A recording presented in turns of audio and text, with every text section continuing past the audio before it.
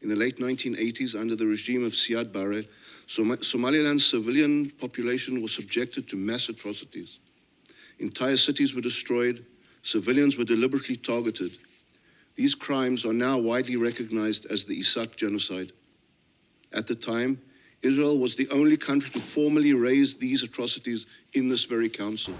What we see today, and time again, are acts to terrorize civilian populations and crimes against humanity and forced displacement of a whole community, starvation of innocent people, and killing and maiming hundreds of thousands. And someone doing all these things are lecturing us today what they call genocide and things like that.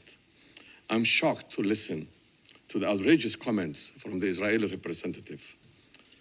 If we want to talk about genocide, it's Israel that's committing on our own eyes every day. He represents a government that killed more than 70,000 people. I resume my function as President of the Council. I now give the floor to the representative of Israel.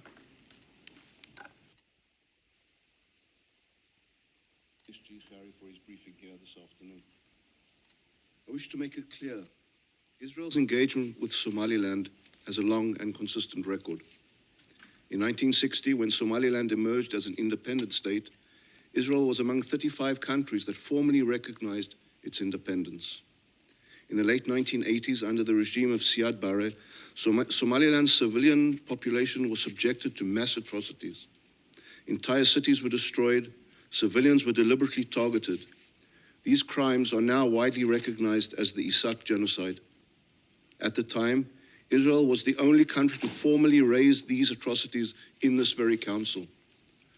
On May 2nd, 1990, Israel's then acting permanent representative, Yochanan Bain, submitted this letter to this very council, warning of grave human rights violations in Somalia, including the destruction of Hargeisa and the targeting of civilians.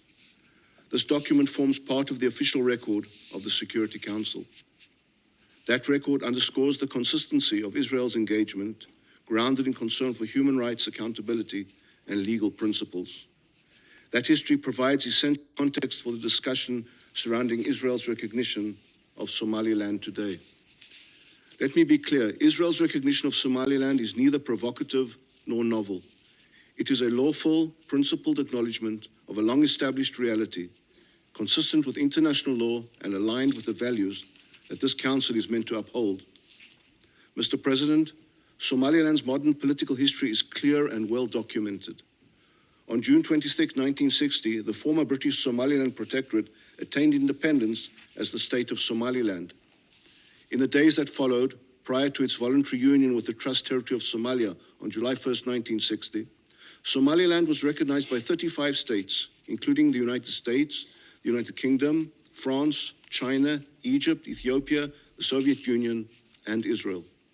Somaliland entered that union as a recognized sovereign entity, exercising its right to self-determination. That union failed to produce a durable or fully ratified constitutional settlement. Political marginalization, repression, and mass violence followed. When the Somali central government collapsed, Somaliland reasserted its sovereignty in May 1991. For more than 3 decades since, it has existed entirely outside the authority of Mogadishu.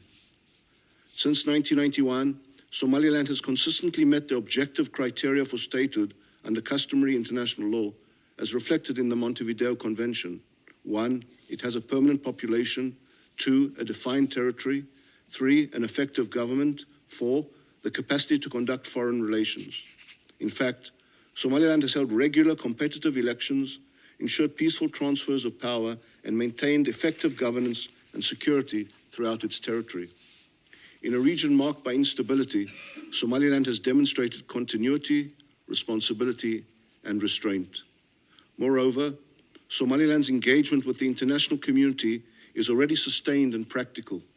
Several states maintain representative, liaison, or economic offices in Hargeisa. These relationships reflect ongoing diplomatic, economic, and development cooperation. They also reflect an acknowledgement in practice of Somaliland's capacity to govern responsibly. Israel's recognition builds on this reality. This step was taken as an exercise of sovereign authority, consistent with international law and long-standing diplomatic practice. It is not a hostile step towards Somalia, nor does it preclude future dialogue between the parties.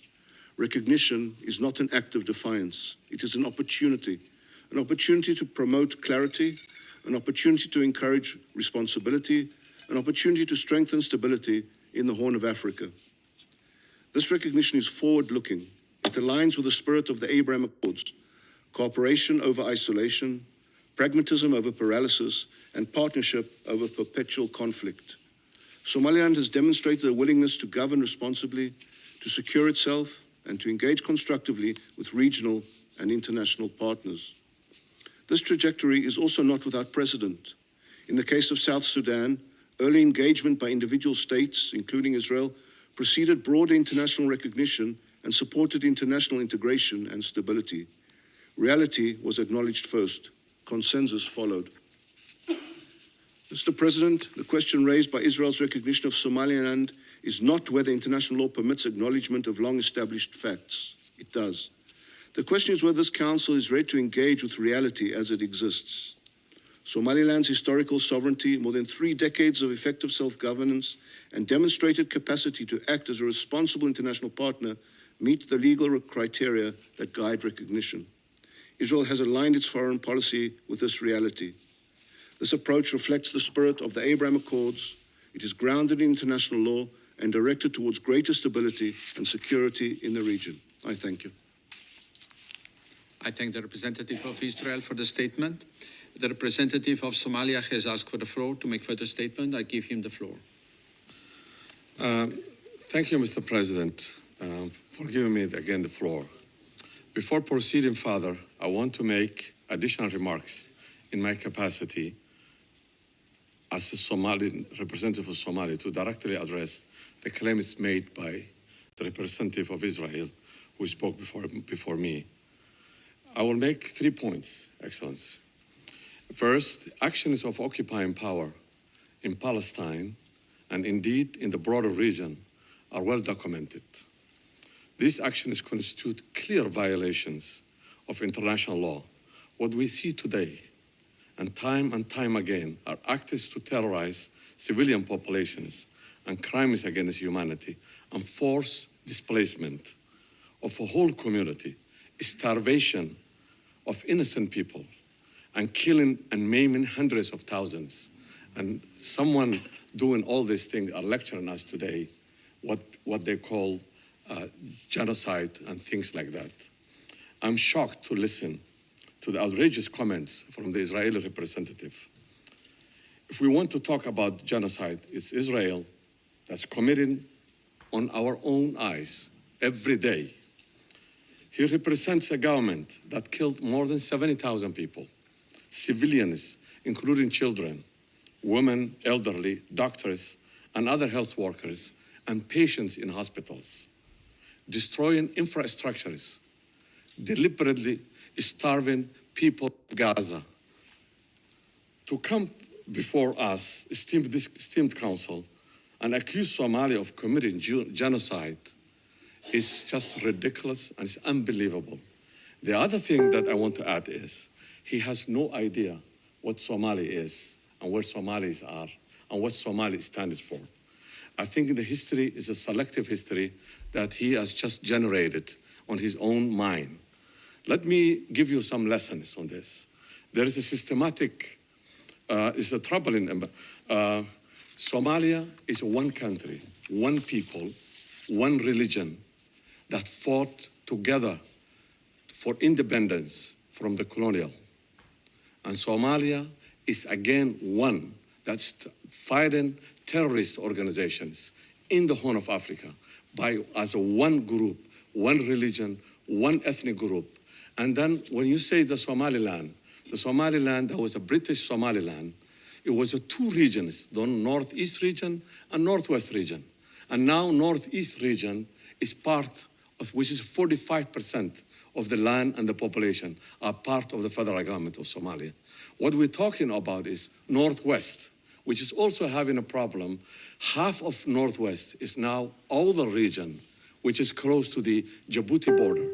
And they are totally against what the Isaq people that you say, Isaq genocide. And there was no such genocide in Somalia that took place. Somalia had a civil war, and the civil war has its own effects. And we believe the civil war was also financed from outside. So to come to this place and lecture us humanity and genocide and human rights and independence and democracy, and we know what you're doing on a daily basis, is just an insult. And I cannot take it without responding to this. I thank you, Mr. President. I thank the representative of Somalia for... wargelin muhiima shirkadda almustaqbal ee xajka iyo cumrada oo macaamiisheeda u samaysay qiimo dhimistii ka cumraysiga waalidiinta waxay ku wargelinaysaa in qiimo dhimistii ay dhamaanayso 5 bisha koowaad 2026 haddaba ka faa'iideyso intaan qiimo dhimistu ka dhamaan iyadoo wixii faahfaahin aad kala xiriiri karto taleefanada iyo ciwaanada shaashada kaaga muuqda